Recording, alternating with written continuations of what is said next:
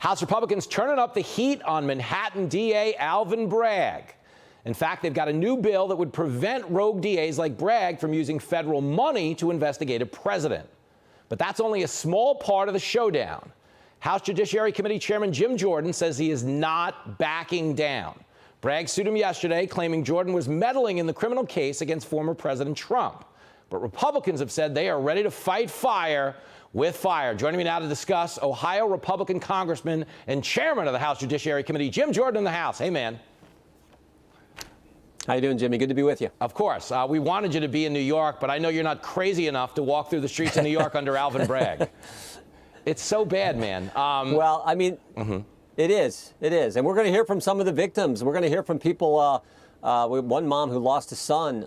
So we're going to hear from them about, this crazy mindset that now exists there with this district attorney's office. Well, and good on you, because I can tell you New Yorkers really losing it over the idea that we're going after a former president at a time when, we've got so many robbers and muggers. If Donald Trump had thrown someone in front of the subway, Alvin Bragg wouldn't have his phone number and his Rolodex. That's the sad truth of the moment we're living in right now.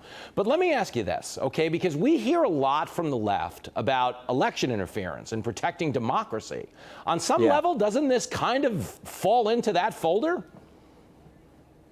Totally. Alvin Bragg used federal tax dollars to go after a former president, to indict a former president for no crime, interferes with the federal election, and then we want to talk with someone who hasn't worked there in a year, and what's he do? He sues us. He's interfering with our investigation, looking into interference in the most important election we have, election for president of the United States. So, yeah, that's why we want to talk to Mr. Pomerantz, a guy who left a year ago, wrote the book. I think ginned this all up so Alvin Bragg would change his mind. We want to talk to that guy, but Alvin Bragg says, no, we're going to take you to court. And then maybe most importantly, while he's focused on that, you have all this crime happening there in New York City, harming families, harming communities, harming small business owners. We want to make sure the country understands that. Yeah, we'd love that. I mean, New York, which is the city I grew up in, we used to have these famous walking tours where you'd look at the architecture. They're now called running tours, because you're getting chased half of the time. It's not pretty, man. It's not pretty. But let me ask you this, because for the casual consumer, Jim, when we hear that you want to interview former prosecutor Mark Pomerantz, and Alvin Bragg is literally suing you, so you can't see the Carfax on this vehicle of an investigation, doesn't that kind of tell us he's concerned that this isn't exactly a clean kitchen back there?